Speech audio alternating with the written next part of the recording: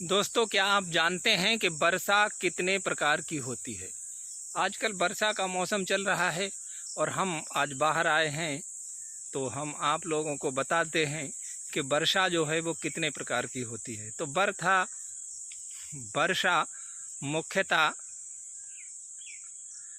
3 प्रकार की होती है। जैसे कि एक प्रकार की वर्षा होती है जिसे कि हम पर्वतीय वर्षा कहते हैं, यानी जहाँ पहाड़ होते हैं वहाँ पर पर्वत से टकराकर जब हवाएं ऊपर उठ जाती हैं, तो ऊपर जैसा कि हमारे इस एटमॉस्फेयर में हम जैसे ही क्षोभ मंडल में ऊपर उठते हैं तो वहाँ तापमान कम मिलता है। तो उस कम तापमान की वजह से हवाएं जो हैं वो संघनित होकर और प्रेसिपिटेशन यानी कि वर्षण करती हैं, यानी कि हवाओं का तापमान नीचे गिर जाता है। और जब हवाओं का तापमान नीचे गिरता है तो बादल बनते हैं और बादल बनकर पानी जो है वो बरसने लगता है।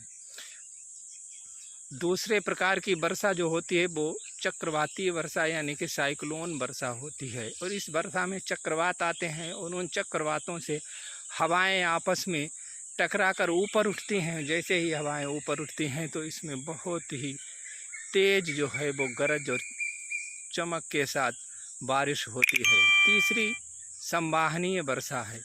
ये संवहनीय वर्षा मैदानी भागों में होती है।